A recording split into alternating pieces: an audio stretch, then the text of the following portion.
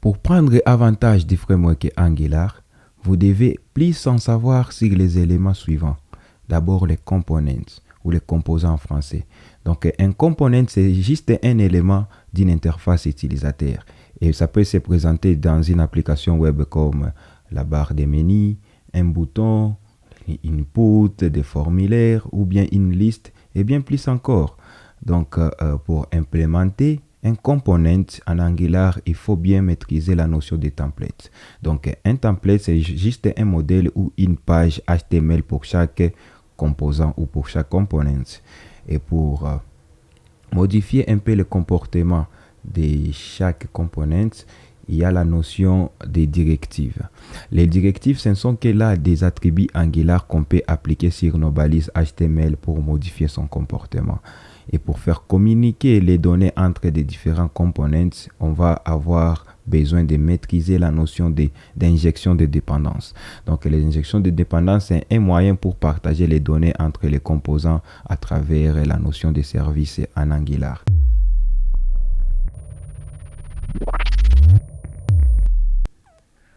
Bonjour très chers développeurs, j'espère que vous allez bien. Donc les bases de framework Angular reposent sur 4 notions essentielles: les components, templates, directives et injection de dépendance. Donc dans cette vidéo, on va démystifier une notion après une autre. Alors abonnez-vous et activez la cloche de notification et c'est parti. Alors, quand on a créé notre application, la ligne de commande Angular ou Angular CLI nous a généré un component par défaut appelé app. Donc, ce dossier ici, c'est un composant par défaut qui comporte plusieurs fichiers, comme ce fichier ici, routing pour le routage de notre application, les fichiers HTML, ce comporte les templates de notre application, les fichiers CSS pour la stylisation, les fichiers spec pour tester notre application. Et c'est au-delà du cadre de ces cours, on a ces fichiers ici, components.ts pour implémenter ici la logique avec les langages de programmation TypeScript. Alors, le fichier module ici, c'est pour la configuration de notre application. Donc, dans cet array, c'est là où est précisé les components de notre application. L'array import ici, c'est là où on importe des modules pour notre application. On a aussi l'array provider. On a aussi un array ici bootstrap pour définir les components d'entrée, les components principales pour notre application. Alors pour créer un nouveau composant, on va faire un clic droit sur le dossier qui contiendra ces components et ouvrir sa destination avec le terminal intégré de VS Code. Alors et là, vous allez taper cette commande ici, ng, suivi par le mot-clé generate pour dire générer, component pour générer un composant, suivi du nom alors de ces composants. Et vous pouvez aussi abréger cette commande de cette manière. Je vais dire G ici, on va dire ng et G seulement pour generate et C ici pour component. Et alors vous allez donner les noms de ces composants. Pour notre cas ici, on va dire premier pour dire premier composant. Alors ça peut prendre quelques secondes, ça dépendra ici des ressources de votre ordinateur. Et on va attendre un tout petit peu. Ok, il y a notre component qui a été généré avec ces 4 fichiers. Alors ici, notre component a été généré dans ce dossier ici. Et ce dossier comprend des différents fichiers. Alors, on a les fichiers ici HTML. Ok, on a les fichiers HTML, on a les fichiers CSS pour la stylisation, les fichiers spec pour les tests. On ne va pas toucher ici. Ici, les fichiers TypeScript ici, c'est les fichiers même qui constituent les components. Vous voyez ici, cette décoration a été importée des modules Angular Core et cette décoration nous permet de définir les sélecteurs pour notre composant avec les préfixes app, ok, de définir, de lier notre template, ok, et les templates HTML ici, on va les lier à partir de sa destination, de définir aussi les différentes stylisations parce qu'un component peut avoir ici plusieurs stylisations. Il suffit seulement de préciser ici les chemins de ces différentes stylisations. Alors, on a bien réussi à créer notre composant. Alors, comment est-ce qu'on va les prévisualiser sur notre écran? Alors, on va prendre les sélecteurs ici de notre component et venir sur le template de ce qui est affiché sur l'écran et juste ouvrir la balise ici et coller notre sélecteur et fermer la balise. En faisant ça, ça va prévisualiser notre application. Pourquoi? Lors de la création de cette application, le CLI a importé automatiquement notre composant dans la configuration générale. Et de ce fait, on peut sauvegarder les modifications et directement notre component sera prévisualisé sur l'écran. Et là, je peux aller sur la partie template de notre component. Et ainsi, je peux commencer à modifier ça. Et là, je peux modifier même ces messages ici. Je peux ajouter quelques stylisations. Je sélectionne les paragraphes en question. J'ajoute la taille de la police, 1.4 M, je vais dire. OK. Et là, quand j'enregistre, vous allez voir ici, mon premier composant, je peux même changer la couleur ici. La couleur de ces paragraphes, vous voyez que ça change. Awesome.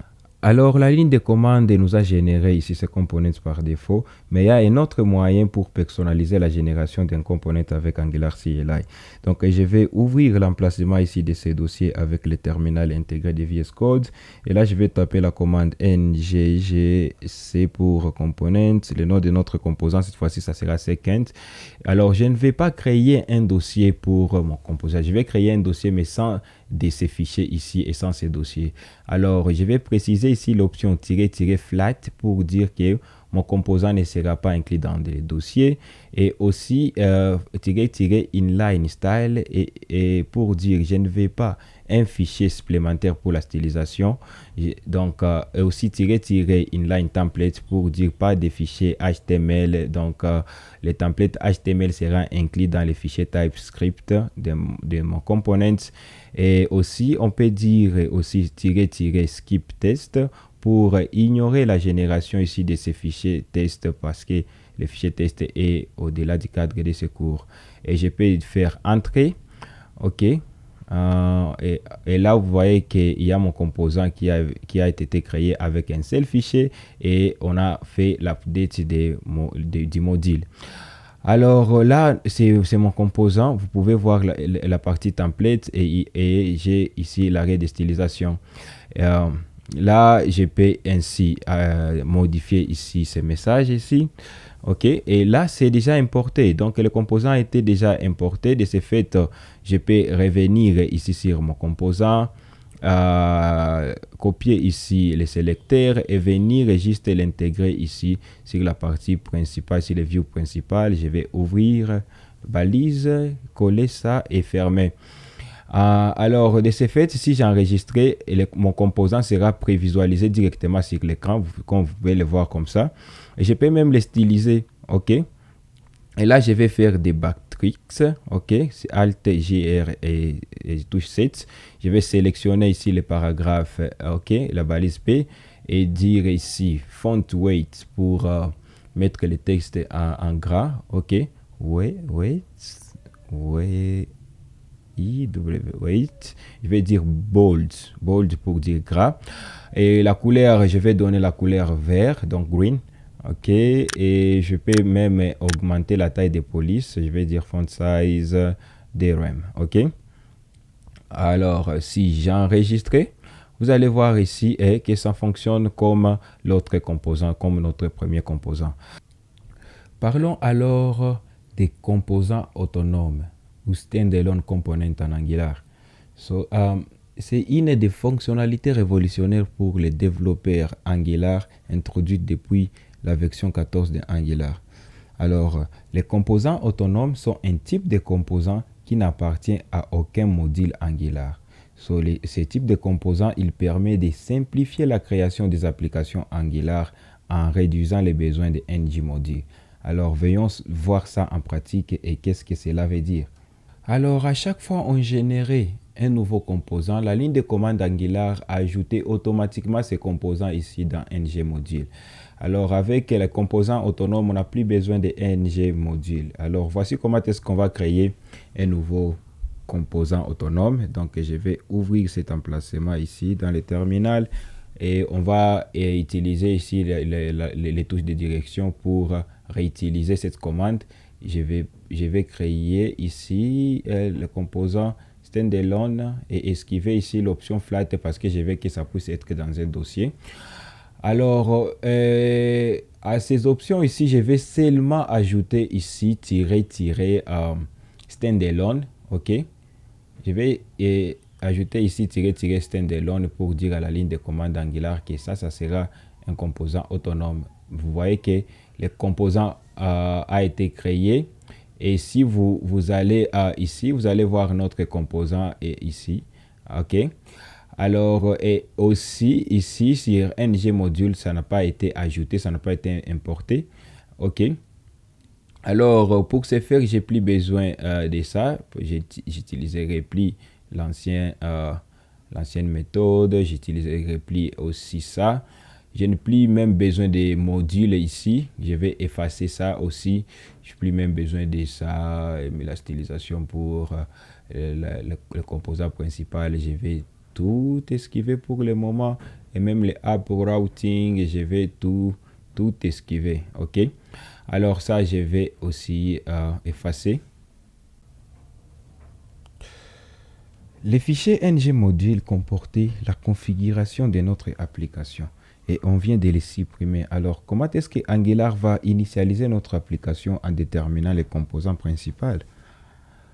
Alors, ici, nous allons faire la configuration manuelle. Pour le moment, juste comprendre comment est-ce que les choses fonctionnent, car très bientôt, on va utiliser la ligne de commande Angular pour créer une application Angular avec les composants autonomes comme les composants principaux. Alors, la configuration principale se passe dans les fichiers main.ts. Et avant, on importait les fichiers app module parce que c'est là où on précisait toute la configuration nécessaire. Et puis, on venait initialiser l'application avec la méthode bootstrap module. Alors, on n'a plus besoin de tout ceci. Ce qu'on va faire, nous, on va faire appel à une méthode appelée bootstrap application pour faire l'initialisation de notre application. Et là, en paramètre, on va préciser les composants qui sera le composant principal. Et pour notre cas, ça sera app components. Et alors, on applique ces fichiers ici. Et bon, ce qu'on va faire ici, bon, je crois que c'est juste ça, ce qu'il nous faut pour le moment, juste ça.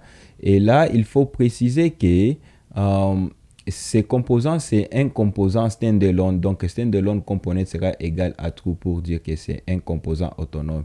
Et quand on enregistre, on va voir que notre application fonctionne bien comme avant et on applique des fichiers qui nous embrayaient inutilement. Même ces fichiers ici, les fichiers template, je n'ai pas besoin ici de ça. J'utiliserai inline template. Et pour l'utiliser, on va effacer ici cette référence et on va appeler la propriété template, ok, suivi de mes matrix. Ok, j'utiliserai aussi inline style avec style et proposer mes crochets avec mes matrices. Et là, je peux alors intégrer quelques balises là-bas, ok, balise paragraphe et mettre quelque chose sur écran, pourquoi pas Angular pour les nuls. Et la couleur ici, je vais sélectionner les paragraphes et donner la couleur, pourquoi pas la couleur rose pink. Et là, je vais enregistrer. Et vous allez voir sur écran, on a notre message là, c'est pas visible. Je vais augmenter ici, font size 3 rem, ok. Enregistrer et là, on a notre Angular pour les nuls. Alors, pour prévisualiser les contenus de ces composants ici dans les composants principaux, on va les faire comme on les faisait avant. Il ne suffit que d'utiliser les nodes du sélecteur. Donc, je vais revenir ici, copier les nodes de ces sélecteurs, les mettre dans ces balises et fermer. Mais ici, il va falloir qu'on puisse importer ici ces composants. Donc, VS Code va m'assister et je vais devoir l'importer ici. Mais pour que VS Studio vous assiste aussi, il faut installer ici cette extension ici, Angular Language Service. OK. Et une fois fait, vous allez importer ceci. Ça va être importé dans cet array. Et ici, je vais enregistrer. OK. Et là, vous pouvez voir ici que j'ai prévisualisé ici le contenu de ces components. Et aussi, on peut toujours faire pareil pour la stylisation ici, je sélectionne ces paragraphes et je peux donner la taille des polices, font size 1.5 M. Et là, il fallait les mettre dans le matrix, c'est pas ça et ça. Alors, on peut sauvegarder. Et là, vous allez voir, il y a la taille des polices qui sont augmentées. OK. Maintenant que vous avez compris comment est-ce que ça fonctionne, parlons alors des cycles de vie d'un composant. Donc, en Angular, il y a plusieurs méthodes pour exploiter ici les cycles de vie d'un composant. Alors, on ne va pas parcourir toutes les méthodes ici, mais on va voir comment est-ce que quelques-unes d'entre elles fonctionnent. Mais avant, retenez seulement que les cycles de vie d'un composant Angular désignent l'ensemble des étapes que suit le composant depuis sa création jusqu'à sa destruction. Alors, c'est là où ces méthodes ici deviennent utiles parce que si vous voulez effectuer une action spécifique liée au cycle de vie des composants, vous allez devoir utiliser l'une de ces méthodes. Venons les voir en pratique de retour sur VS Code. Alors, pour réagir aux différents cycles de vie d'un composant pour ces composants ici, on va venir ici implémenter une interface, ok? Et pour implémenter une interface, il faut sûrement utiliser les mots-clés implements, ok?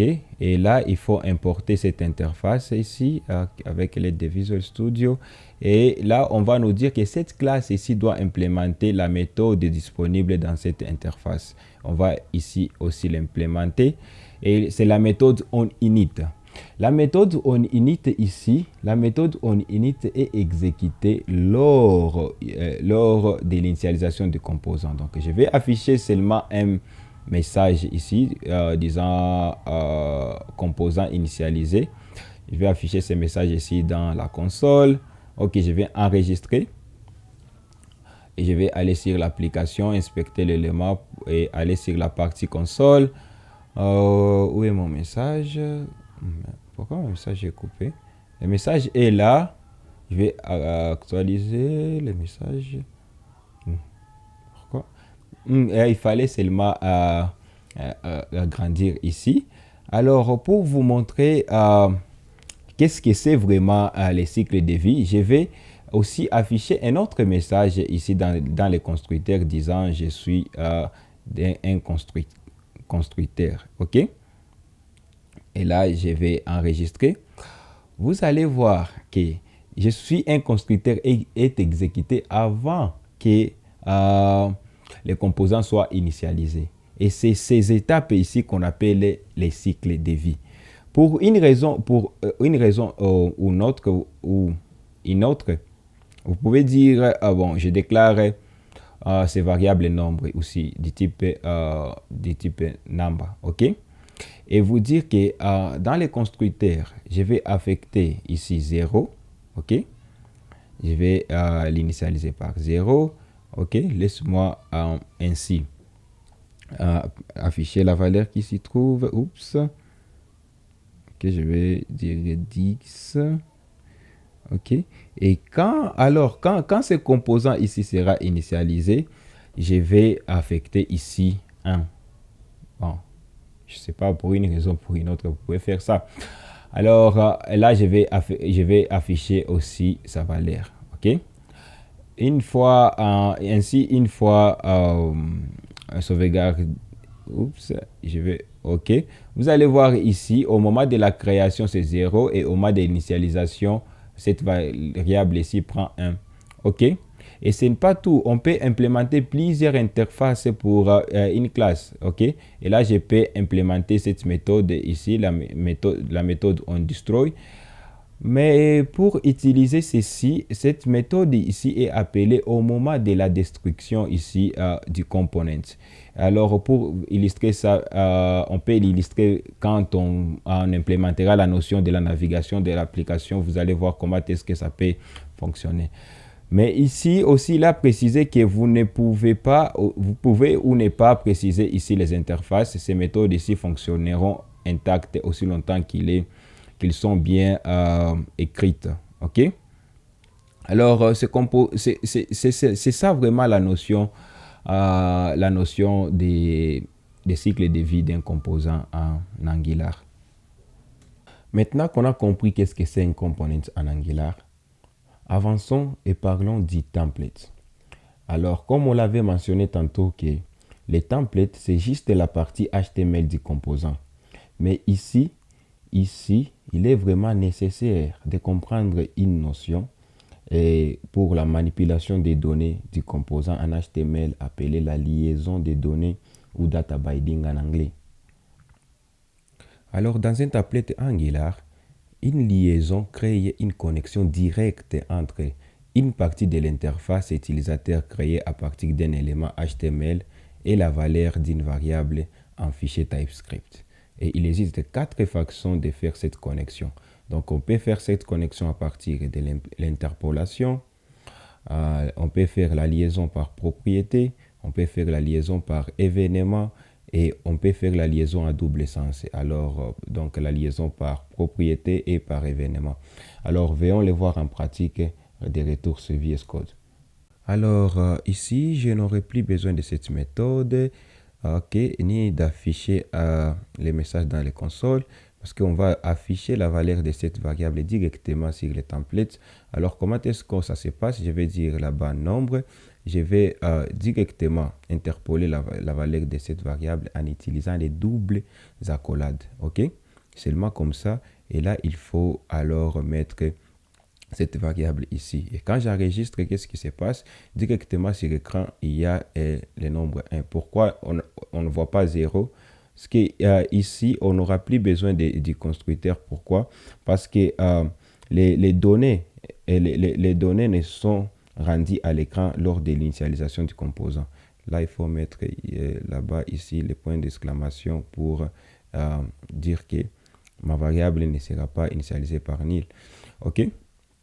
Alors, on peut aussi manipuler des strings, ok, comme là, je peux dire que mon client ici, c'est Maria.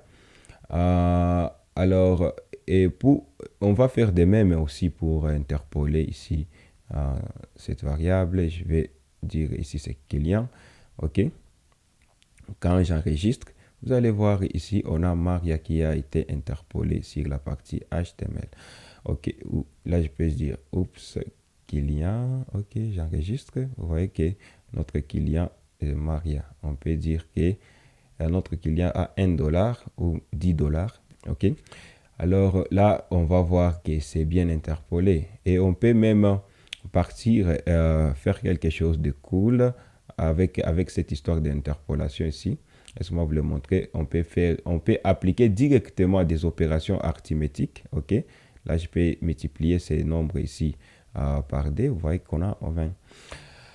Alors, c'est comme ça que vous pouvez interpoler la valeur se trouvant dans une variable, ok, sur la partie template.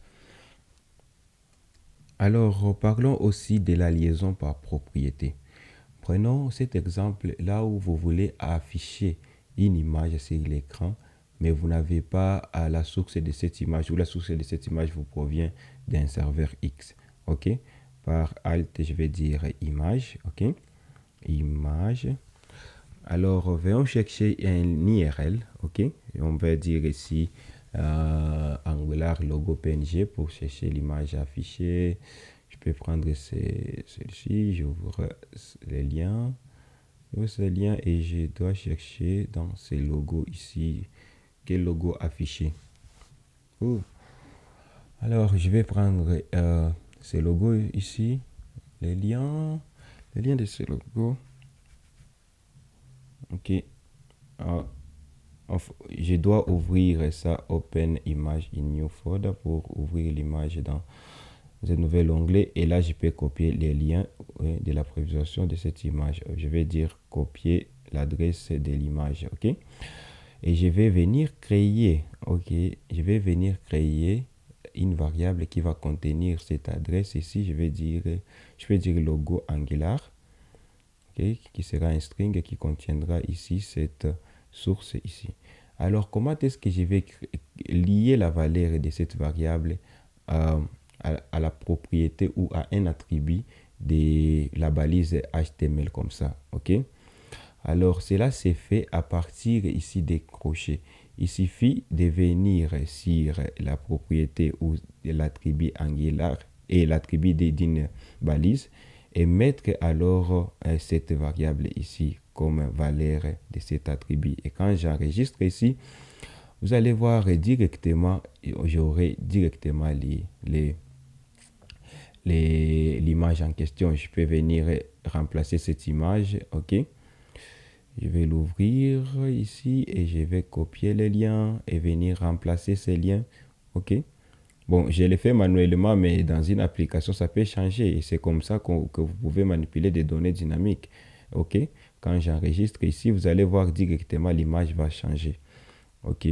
Alors, l'interpolation diffère ici de la liaison ici parce que l'interpolation essaye seulement d'afficher ce qui se trouve ici dans cette variable. Mais là-bas, on sait lier directement à une propriété ou à un attribut d'une balise. OK?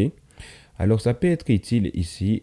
Prenons, si vous voulez, à activer ou désactiver un bouton. Je vais déclarer un bouton enregistré. OK, je déclare un bouton enregistrer. Et là, j'enregistre. Vous voyez que le bouton par défaut est activé.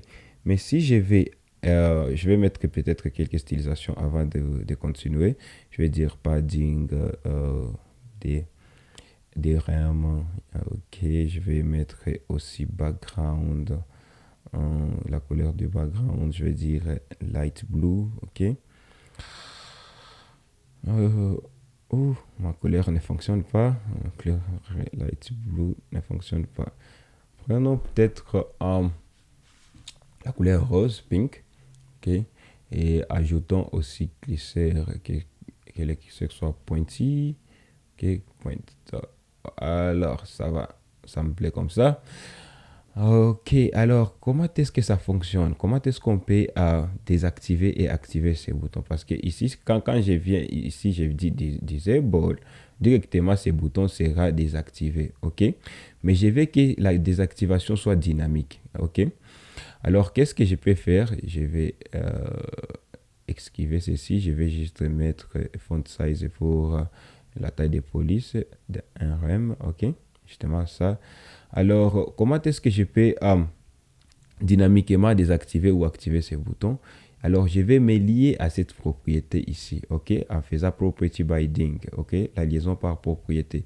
Si je mets false ici, donc je rentre sur son comportement initial. Si je mets true, ça sera désactivé, ok. Vous voyez? Et par là, vous pouvez créer quelque chose ici, de fancy for just fine. Je vais créer une fonction ici, appelée setTimeout, ok, qui nous permet ici d'appeler une fonction, ok, un callback function pour dire une fonction de rappel. Donc, cette fonction ici nous permet d'appeler ou d'effectuer quelques opérations après quelques minutes. Et là, je vais les faire après 5 secondes. Je vais dire activer bouton ici. Activer bouton sera égal, initialement sera égal à false. Mais après 5 minutes, je dois prendre ici activer bouton. Je vais dire que ça sera égal ici à true. OK. Égal ici. Oups. OK. OK, je vais enregistrer. OK, venir ici. Je vais attendre qu'après 5 secondes. Oh, c'est rien, c'est pas ce que je fais. J'ai mis beaucoup de minutes. Activer, bouton. Oh, je me suis pas lié ici. OK, alors là, vous voyez que ça fonctionne, mais les minutes, je vais dire que initialement ça sera désactivé, ok. Laisse-moi dire ici, désactiver bouton, ça sera oui, ok, initialement. Et après 5 secondes, ça sera faux, false, ok, après 5 secondes. Et là, il nous faut copier, il nous faut copier ici notre variable, ok, et lier notre variable ici à cette propriété.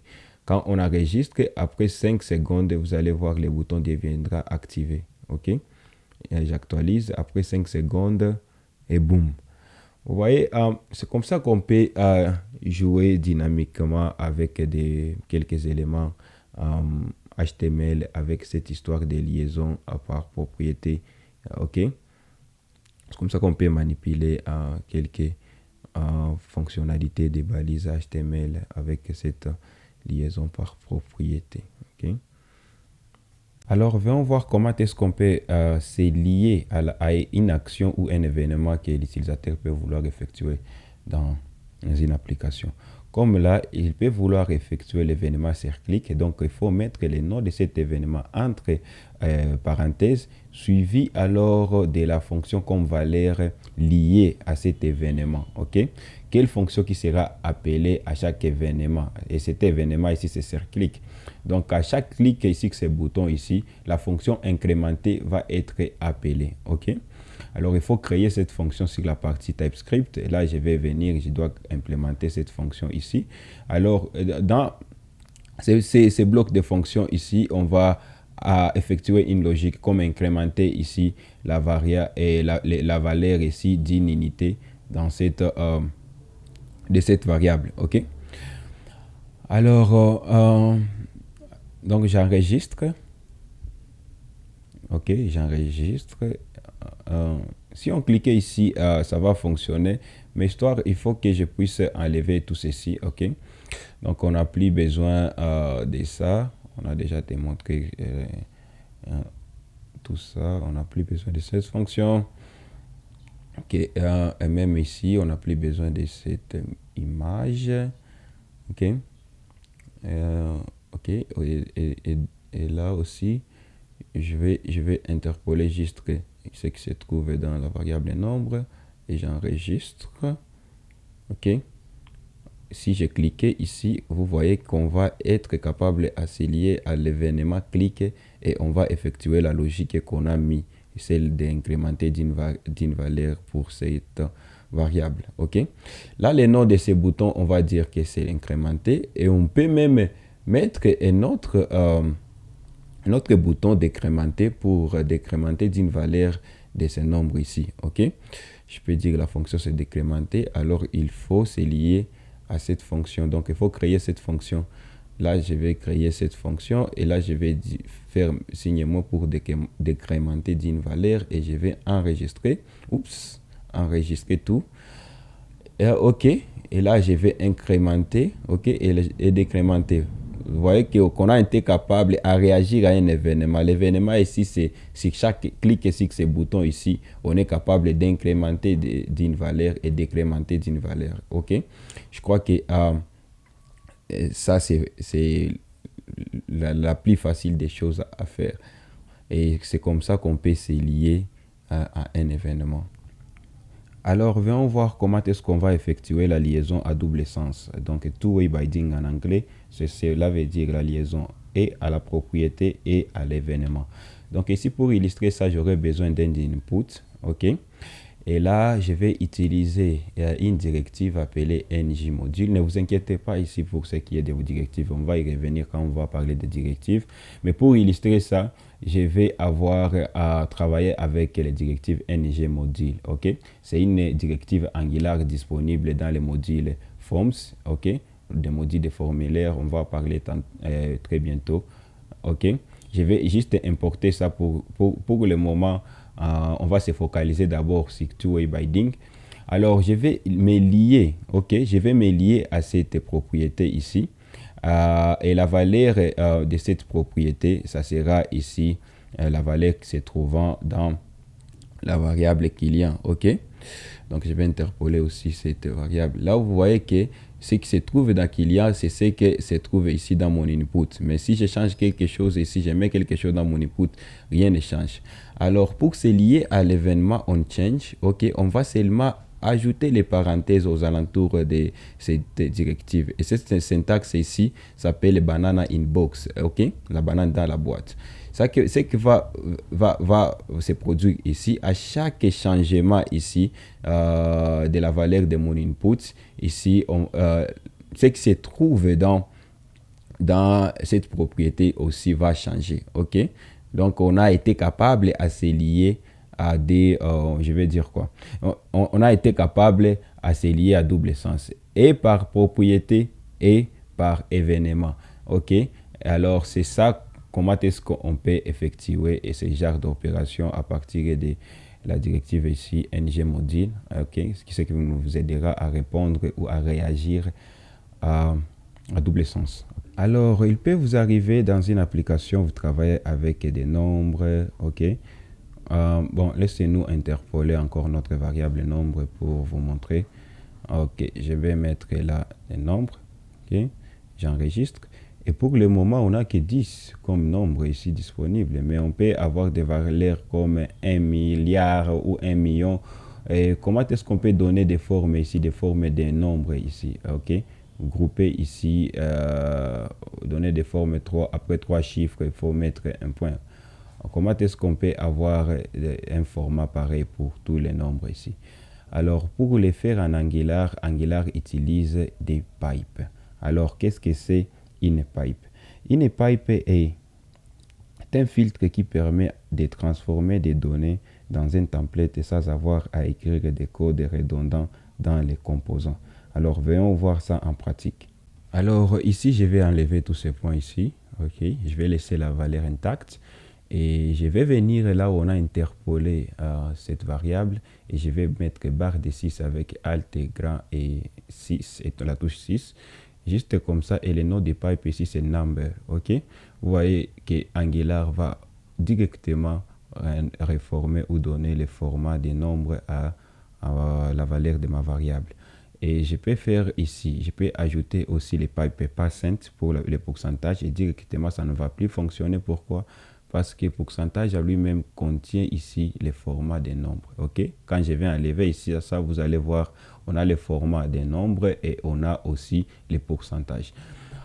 Alors, c'est pas seulement ça. Je peux utiliser aussi les pipes monétaires. OK? Ici pour les currency. Et si j'enregistre, vous allez voir ici, on aura les formats monétaires. Je m'excuse.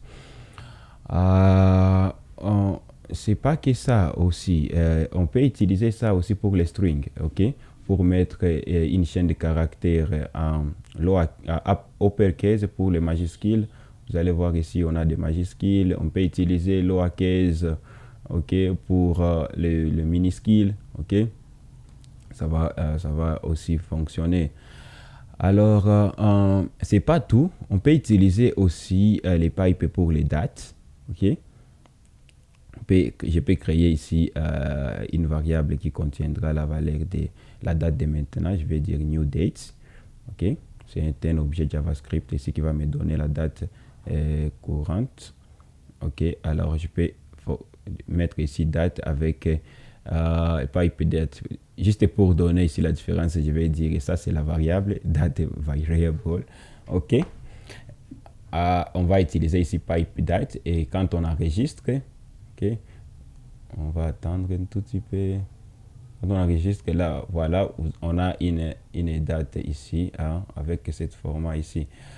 Si j'enlève ça, vous allez voir, on va avoir une longue date ici, difficile à lire pour un être humain. Donc, parce que ça comporte ici plusieurs informations, d'où il faut seulement mettre les pipes date pour filtrer ces informations et donner justement le format date à cette valeur de cette variable. Vous voyez? Il y a plusieurs pipes et on va découvrir les autres mi-chemin, donc le chemin faisant. Parlons alors des directives. Ce qu'il faut retenir ici est que les directives sont des attributs Angular qui ajoutent un comportement supplémentaire aux éléments HTML. Et il en existe deux sortes de directives. Il y a les directives structurelles et les directives d'attributs. Les directives structurelles sont utilisées pour changer la position du DOM en ajoutant ou en supprimant des éléments. Et là, on peut utiliser ngIf ou ngFor. OK? Alors, pour les directives d'attributs, il faut retenir que sont utilisées pour modifier l'apparence ou le comportement d'un élément. ok. On peut utiliser ng style pour définir les styles CSS et ng classe pour ajouter ou supprimer des classes CSS d'un élément HTML en fonction d'une condition. Alors, venons voir ça, comment est-ce que ça fonctionne. Alors, commençons par voir comment est-ce que ngIf, la directive ngIf fonctionne.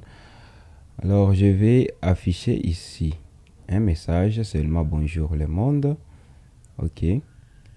Et je vais ensuite mettre ici un bouton qui va me permettre d'afficher et de masquer ces messages. Donc, le nom de ces boutons, je peux dire afficher.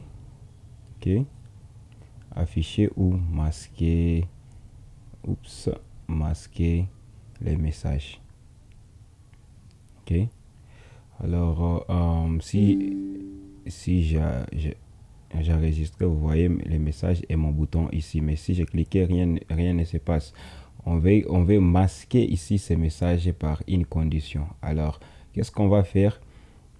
Je vais venir ici ajouter un événement sur clic. Et cet événement va déclencher une fonction appelée toggle_message pour dire basculer les messages. Ok. Alors, je vais créer cette fonction ici sur la partie TypeScript. J'ai plus besoin de ceci. Ok, je vais mettre ici ma fonction. Oups, ma fonction. Et là, je vais créer aussi. Je vais retirer tout ceci. Ok, on n'a plus besoin de tout ça. Ok, j'ai plus besoin de tout ça. Je vais créer une variable appelée showMessage, ok, visualiser les messages qui sera égal à true par défaut. Donc on va l'initialiser par une valeur vraie, le message sera visible. Alors quand on va cliquer sur ce bouton ici, on va mettre une valeur inverse de la valeur initiale, donc ça sera false ou true pour basculer et ok, pour basculer les messages. Donc ça prendra une valeur contraire qui est la valeur initiale. Et alors on va venir appliquer la directive ici ngIf, ok, et on va dire ici if, donc on va dire if, et if va prendre alors la valeur qui va se trouver dans notre variable. Oups, il faut le mettre sur les messages ici, sur la balise paragraphe. Donc c'est juste ça, ok. Sur base de cette variable, alors cet élément sera visualiser ou pas. Je vais enregistrer et là les messages par défaut c'est visible. Si on cliquait, on va être capable de masquer et d'afficher les messages, ok. À partir de cette directive, on a été capable ici de basculer dans ces deux modes ici, de changer la valeur qui se trouve dans cette variable. Alors, venons voir comment est-ce qu'on va utiliser aussi la directive ngFor pour parcourir une liste et afficher les éléments d'une liste. Alors, je vais dire ici avec nhd la liste des tâches à faire, ok. Donc, je vais afficher une liste à partir des balises il et li, ok. Et alors, il me faut déclarer une liste que je dois parcourir pour afficher ces éléments sur le DOM. Donc, je vais dire ici taxes pour dire des tâches. Ok. Je vais déclarer une variable appelée taxes et que je dois initialiser par un tableau. Ce sera une liste de tâches. Je vais dire faire la lessive. Ok. On va ajouter aussi faire les courses. Ok. On va dire aussi nettoyer la maison. Ok. Alors, comment est-ce que je dois parcourir alors chaque élément de cette liste? Alors, pour parcourir les éléments de cette liste, je dois me rendre sur la balise qui va afficher chaque élément. Et là, je vais mettre ici les boucles à partir de ngFor, ok, qui va me permettre de définir la boucle for. Ok, et je dois me dire pour chaque tâche ici de ma liste de tâches, ok. Là, je vais récupérer alors chaque élément de la liste ici et je dois alors interpoler sa valeur avec l'interpolation. Vous vous souvenez, je vais utiliser ici l'interpolation pour afficher chaque élément. Alors ici, j'ai plus besoin de cette méthode et de cette fonction ici. Et je vais juste enregistrer et vous allez voir, on a été capable de visualiser chaque élément de la liste. OK? Alors, je vais ajouter un input pour ajouter une tâche ici. Je vais dire input OK du type test et je vais utiliser les directives ngModel, OK, pour me lier par événement et par propriété, vous vous souvenez. Alors je vais me lier par événement et par propriété. Alors je vais ajouter ici la variable ici new task qui va nous permettre ici d'ajouter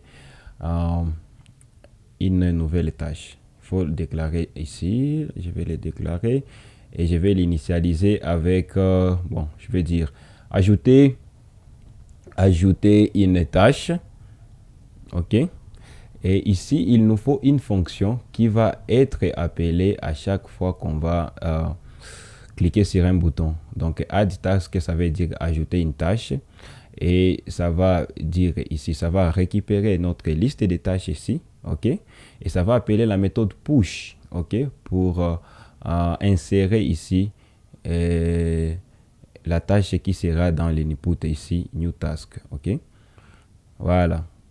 Alors seulement ça, après ça, il va nous falloir alors, donc on a notre input ici, ok, on vient de mettre notre input, mais pour ajouter ici, pour ajouter cette tâche, il va nous falloir ajouter un bouton. Yeah, what I'm gonna do, je vais ajouter un bouton pour ajouter quelque chose dans cette liste. Le bouton, je vais l'appeler ici ajouter. OK. Yeah. Et je vais associer ici un événement sur clic qui va appeler la méthode ici add task. OK. Et seulement ça et je vais enregistrer. Et là, nous avons... Oh, regardez ça. Je vais retirer ça. OK. Je vais retirer ce padding, je vais enregistrer. Oh, vaut mieux ceci. Et là, si je clique ici, vous allez voir quelque chose, c'est ajouté sur la liste. OK. Je peux dire faire ici, faire un tuto. OK, je peux ajouter cet élément. Je peux dire aussi aller au resto. Je peux ajouter ça. Alors, si j'ai actualisé, j'aurais plus ça parce qu'il n'y a pas de données persistantes. OK. Il n'y a pas une base de données, si je veux dire. Alors, faire du jogging, je peux ajouter ça sur ma liste. OK. Je peux ajouter aussi faire de la muscu. OK. Et ça aussi, ça peut être ajouté. Alors, très chers développeurs, voici comment est-ce que vous pouvez ajouter une liste ou parcourir les éléments d'une liste et ajouter chaque élément ici sur les DOM à partir de la directive ngFor. Alors, pour les directives d'attributs, on va commencer par ngStyle pour appliquer dynamiquement une propriété CSS à un élément HTML. OK. Alors, on va commencer ici pour notre liste ici des tâches. On va mettre un attribut et cet attribut, c'est une directive appelée ngStyle. OK. ngStyle ici. Pour ça, on va lier ça. On va faire la liaison par propriété. On va déclarer ici une variable qui va stocker ici une valeur CSS. Ce sera la couleur rouge. OK. Alors ici, ça sera égal. Couleur sera égale ici. OK. Et alors ici, on va lier ça par propriété. On va pas faire comme on le faisait avant, mais ici, on va prendre ici notre variable. OK. On va mettre ici entre guillemets. OK. On va les mettre ici entre accolades de manière que ça puisse suivre ici la structure ici de CSS, comme vous voyez ici la déclaration de CSS. OK. Et là, on peut mettre ici pour la propriété couleur, on va mettre ce qui se trouvera dans notre variable couleur. OK. Et là, vous voyez que c'est appliqué, c'est la couleur rouge. peut mettre dans notre variable, on peut mettre green pour la couleur verte. Et ok, si on a enregistré, on va voir que ça change. Ok, on peut mettre ici la couleur bleue et pareil, que ça fonctionne bien pour toutes les propriétés ici CSS. Alors ça c'est pour ngStyle. On va déclarer, on va déclarer ici une classe et on va voir comment est-ce qu'on peut appliquer cette classe dynamiquement à un élément HTML. Donc on va déclarer une classe red. Bon, on peut dire une classe style liste pour styler notre liste. Et là, je peux dire la propriété list decoration. Je ne me souviens plus de cette propriété. List decoration. Non, bon, faisons ça simple.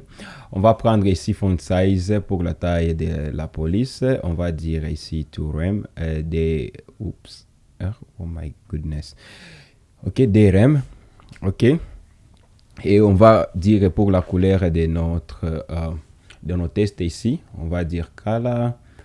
Et puis on va donner ici la couleur gris. Donc on va dire gray. Yeah. Something like that.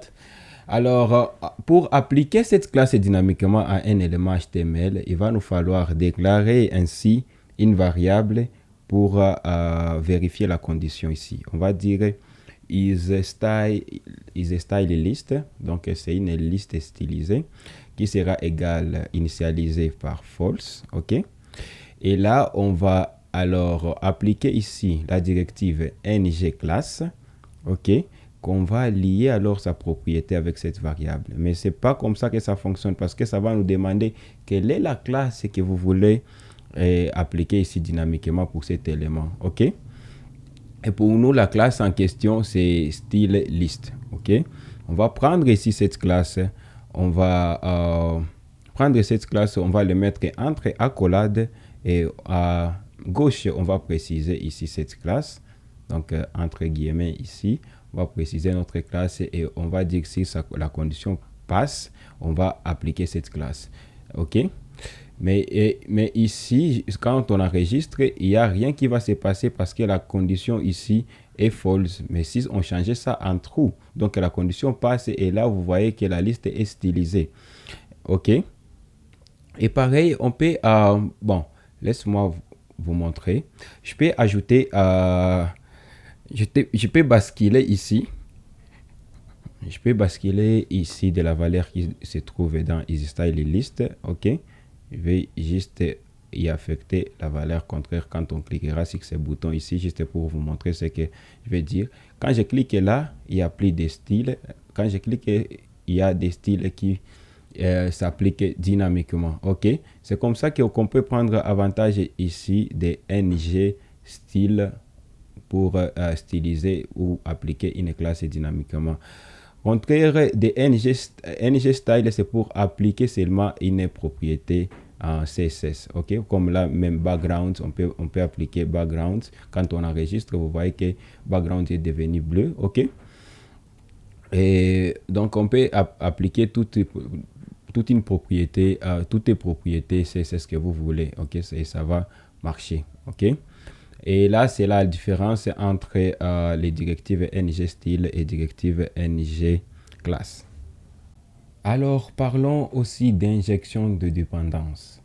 L'injection de dépendance est une fonctionnalité Angular qui permet de passer d'une instance d'une classe à un composant dépendant. Alors, cela permet de séparer la création des objets à leur utilisation et faciliter la gestion de dépendance entre les différents composants d'une application Angular. Alors, venons voir ça, comment tout ça, ça fonctionne en pratique. Ok, retour sur VS Code. Pour l'injection de dépendance, il va nous falloir créer alors un fichier service. Donc, on va ouvrir cet emplacement avec le terminal intégré de VS Code. Et pour créer un service, je vais taper la commande ng. Et c'est ici pour service. Avant, on faisait C pour component, mais on va utiliser S pour générer un service. Et les noms de ces services ici. Et on va mettre l'option "-skip test" pour ignorer les fichiers de test. Ok, on va pas tester nos services. Et puis, On va attendre un tout petit peu que ça puisse, ce processus dépendra de votre ordinateur et boum, on a notre service qui est créé, ok? Notre service est là, mais moi j'aime ranger les services dans un dossier. Je vais créer un dossier et je vais appeler ça services, ok? Les services. Et dans ces dossiers, je vais justement glisser mon service là-bas. Pour la corrélation, vous allez voir, j'utilise ici les termes community, material theme, et pour mes icônes, j'utilise material icon theme. Alors, vous pouvez les installer pour avoir même couleur que moi ici. Alors, ici, qu'est-ce qu'il faut? C'est ici où se déclarent des données venant de l'Internet pour un API, pour Firebase ou autre. Si vous travaillez avec des données distantes, pour nous, on va déclarer juste une fonction getMessage qui va nous donner justement un message, qui va nous retourner un string disant bonjour le monde. C'est juste pour la simulation. Bonjour le monde depuis data service, donc depuis cette classe ici service, ok. Alors pour injecter alors cette classe ici ou cette service dans ce composant ici, qu'est-ce qu'il faut? Il faut ici déclarer les constructeurs et venir instancier cette classe ici avec DS, ça veut dire data service, que vous pouvez aussi abréger par DS, et venir ici instancier alors cette classe ici pour injecter les dépendances de ce qui se trouve. Alors de ce fait, je dois alors je dois faire appel ici à la méthode ngOnInit, si vous vous souvenez des cycles de vie d'un composant, ok. Quand le composant sera initialisé, c'est alors que je dois accéder ici à cette instance. Bon, ici je dois créer une variable dans laquelle je dois stocker ici les informations venant de cette fonction ici dans notre dépendance. Ce sera ici du type string, ok. Et là, je vais dire que je ne vais pas l'initialiser, ok. Alors, après, je n'ai plus besoin de tout ceci. Je n'ai plus besoin aussi de tout ça sur le template. Même ça aussi. Ok. Et même ici, cette méthode. Et là, ce que je dois faire ici, quand le component sera initialisé, je dois prendre ici cette valeur salutation et je dois y affecter ici ce qui se trouvera alors dans notre instance, et je vais appeler ici cette fonction getMessage. Ok. Alors, seulement ça, et on peut aller sur standalone component ici, et on peut alors interpoler la valeur qui se trouve dans salutation. Ok. On va y interpoler là-bas, et quand on enregistre tout, ok, quand on enregistre tout, on va voir ici bonjour le monde depuis data service, ok. On a été capable ici d'interpoler ce qui se trouve, mais dis-moi, on a écrit plusieurs lignes de code justement pour accéder à ça. Alors depuis Angular 15 ici, il est maintenant possible de n'écrire qu'une seule ligne pour injecter cette dépendance à partir des fonctions inject, ok. On peut l'importer ici, cette fonction ici, on peut l'importer depuis Angular Core, et là en paramètre qu'on doit passer ici la classe qu'on doit extensier, et puis on peut accéder directement à la fonction. Donc ceci c'est l'équivalent, même si j'ai enregistré, rien va changer parce que ceci c'est l'équivalent de tout ce qu'on avait. Alors pour le modificateur, j'aime bien utiliser read only, ok, pour lire seulement les éléments pour qu'ils ne soient pas modifiés autrement. Donc par là, je peux venir ici et changer ces messages ici. J'enregistre tout. Vous allez voir que ça va changer ici.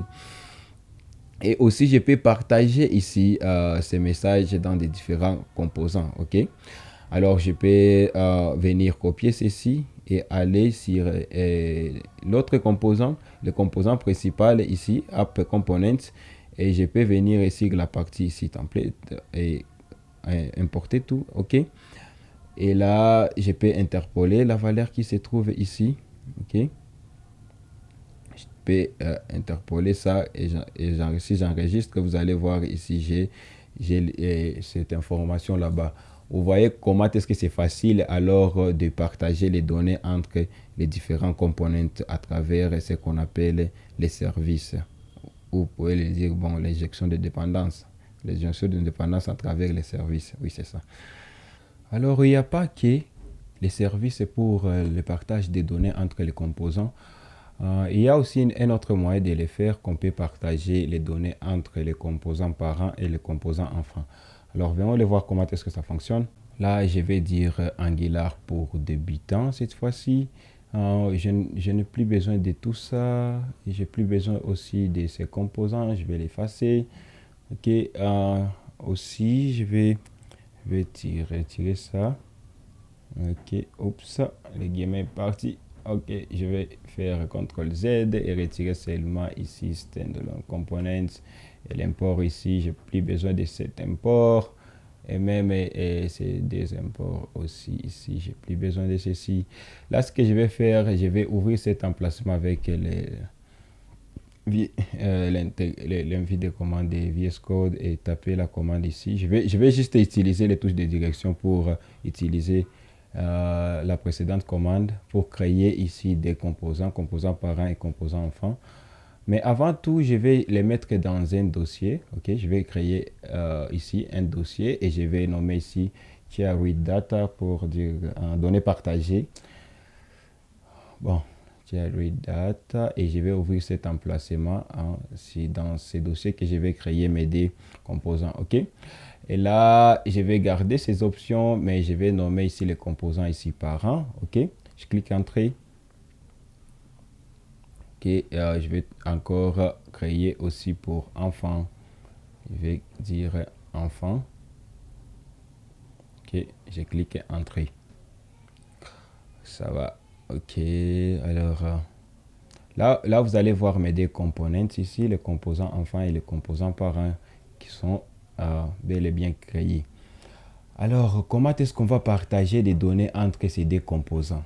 Ok. On va sur parents ici, ok. Je vais que les données, le composant parent puisse recevoir les données venant du composant enfant. Donc pour ce faire, on doit mettre ici la décoration input. Donc la décoration d'entrée input, on va recevoir les données. Avec cette décoration ici, il faut mettre ici mes parenthèses et importer ça. Donc les données, la variable qui va recevoir ici les données venant des composants enfants, je vais l'appeler ici données et ça sera du type string. Ok, je vais importer ceci depuis Angular Core et là je vais dire que ça ne doit pas être nil.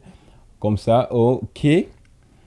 Et alors, pour partager, pour recevoir les données ici venant de l'enfant, il faut alors faire usage ici des sélecteurs.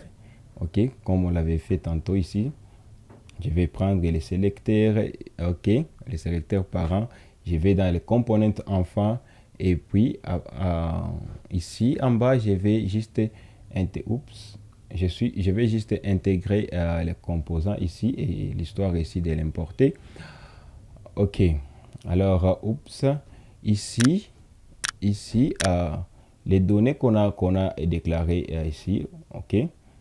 Donc, parce que c'est avec la décoration input, ça va nous permettre d'accéder ici à cette variable et affecter les données ici. Quand on fait la liaison par propriété, il va nous falloir aussi déclarer une autre variable ici dans ces composants.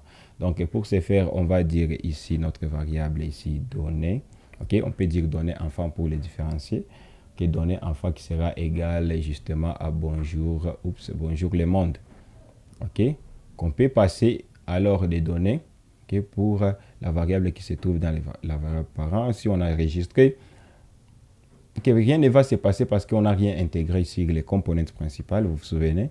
Alors, on peut venir ici, ok, sur notre composante principale, je vais prendre ici le sélecteur parent et je vais venir ici l'intégrer, ok. Je vais venir l'intégrer ici, comme on le fait toujours, et l'importer à partir de l'EDB Studio Code et enregistrer. Ok, là, vous allez voir ici parent works, ok, composant parent, et si on importait enfant, oups, si on intégrait enfant ici, on importe, ok, vous allez voir ici, on a parent et enfant works et parent works. Pourquoi? Parce que quand on a déposé ici parent, laissez-moi changer ici ces messages ici pour les différencier. Je vais dire ici, je vais interpoler la valeur qui se trouvant dans cette valeur donnée. Vous allez voir ici, on a bonjour, on a enfant works et on a bonjour le monde. Bonjour le monde, parce que bon, bonjour le monde, les données ici nous vient des composants enfants, ok? On peut dire ici composant enfant pour vous montrer qu'est-ce que je vais dire. Ok, composant enfant depuis les données ici qu'on partage avec les composants parents nous viennent depuis les composants enfants. Ok, là vous voyez, donc là on a notre composant enfant. Ok, et dans parents ici, on a été capable ici de recevoir les données nous venant ici du composant enfant. C'est comme ça qu'on peut partager les données entre les composants enfants et les composants parents. Ok, très simple, et on verra plus d'exemples comment est-ce qu'on on va partager ces différentes données dans des exemples à venir. Très chers développeurs, je vous dis vraiment merci d'avoir suivi cette vidéo jusqu'à la fin. Je crois que cette vidéo, c'était une longue vidéo, mais ça valait le coup vraiment parce que cette vidéo incarne la base et même les noyaux même d'Angular. Si vous n'avez pas compris ce qu'on avait fait dans cette vidéo, je vous en supplie vraiment d'y retourner parce que la répétition est la mère de la science. Alors, abonnez-vous si ce n'est pas encore fait pour ne rater de nos prochains épisodes pour cette série de vidéos. Partagez et likez, et moi je vous dis, portez-vous bien au prochain épisode.